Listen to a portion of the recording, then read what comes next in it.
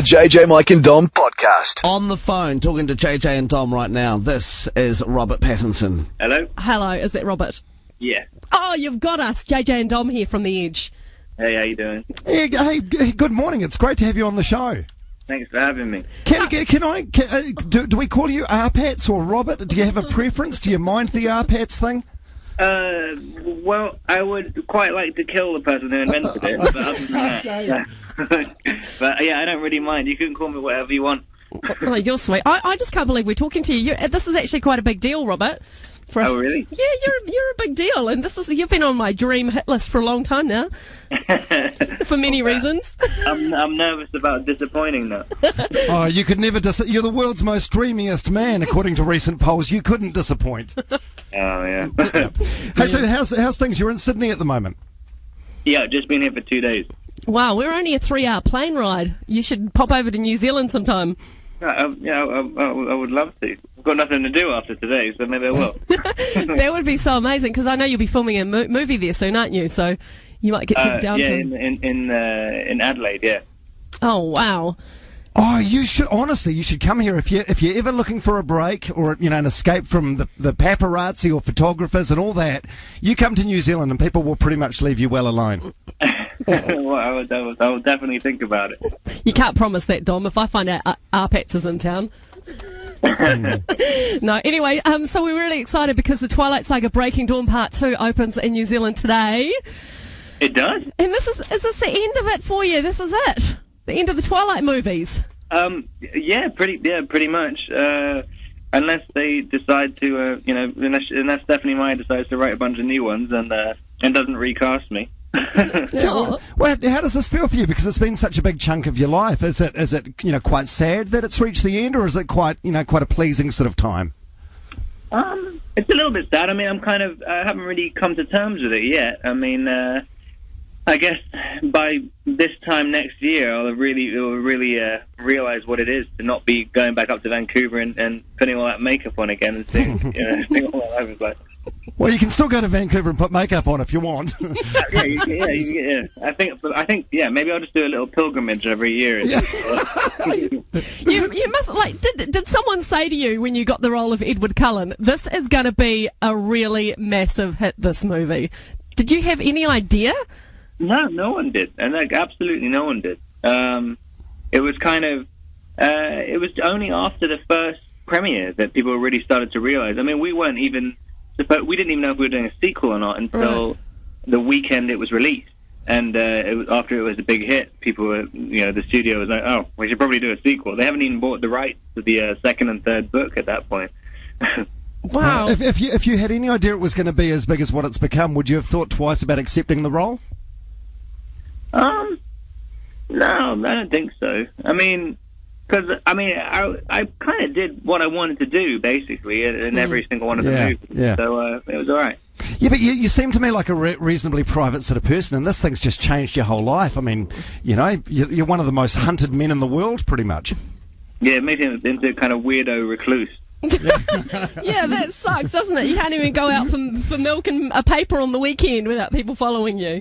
Yeah, no shit. You gotta do everything in a kind of it's kind of you get made into an eccentric. Like you become very strange very quickly.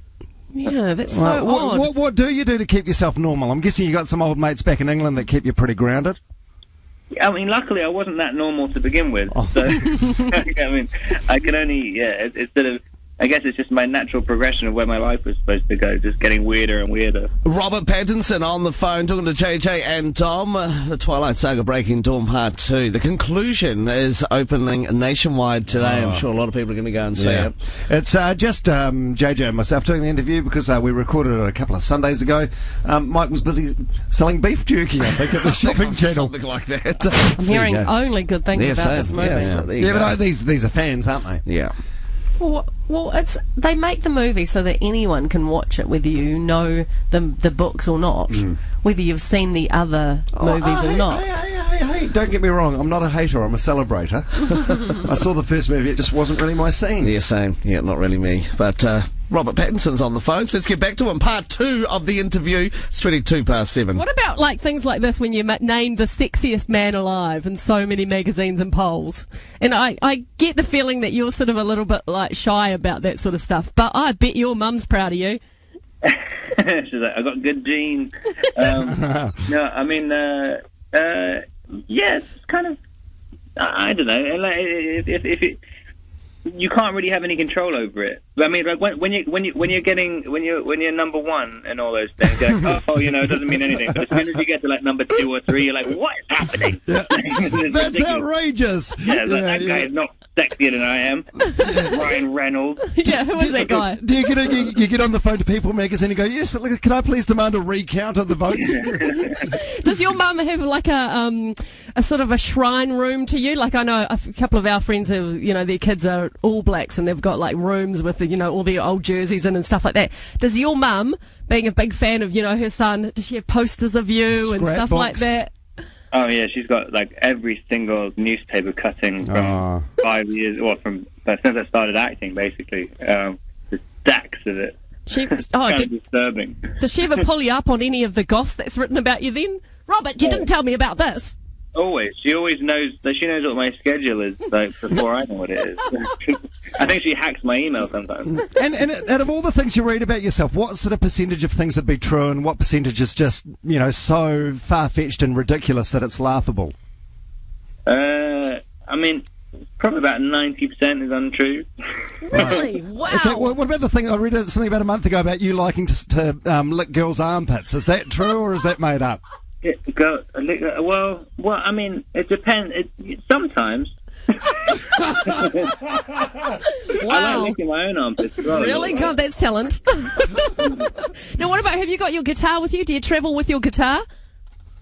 I haven't actually, and really? that was actually a mistake. I was supposed to have brought it with me, but I completely forgot.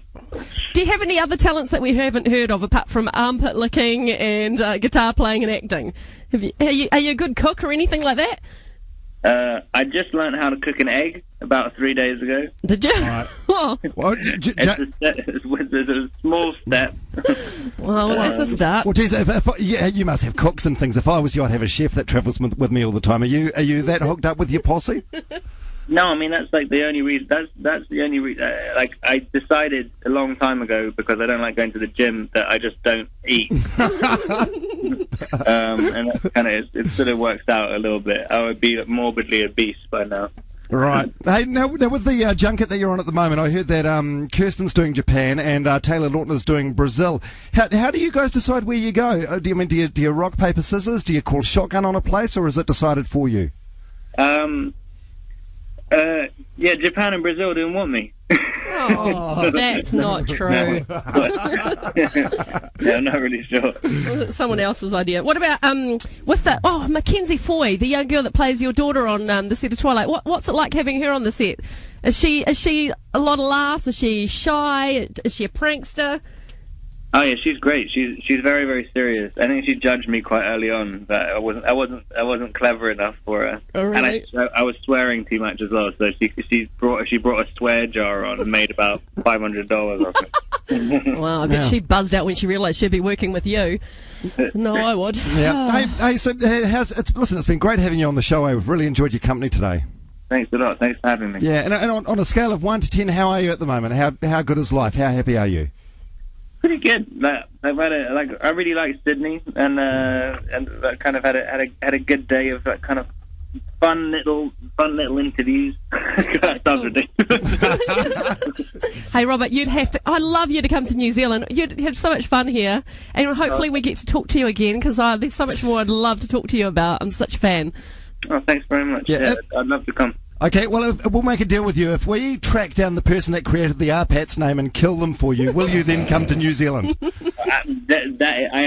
I promise you that I will. Okay, deal. All right, hey Robert Pattinson, good luck at the opening of the Twilight Saga Breaking Dawn Part 2 in cinemas across New Zealand today. We'll see you again soon. Well, thanks a lot. Thanks for having me. Well, there you go. Movie royalty, eh? On the phone. Robert Pattinson. RPATs. 27 past 7. Don't call them RPATs. What about the armpit thing, though? I know, bizarre. Forget RPATs, let's call them armpit. from now on, I reckon. Do you think he was true? That was true, or do you think he was humouring us? Humouring you. Hard to tell. Because when I brought it up, he stuttered a little bit, and I reckon it was because he was caught off guard. Like, damn them! How do they know my secret? Hang on, let's have another listen. Wow. Okay, well, what about the thing I read something about a month ago about you liking to lick girls' armpits? Is that true, or is that made up? Yeah, well, I mean, You're right. it depends. Sometimes. What do you reckon this time tomorrow morning? Dice of deer. Oh!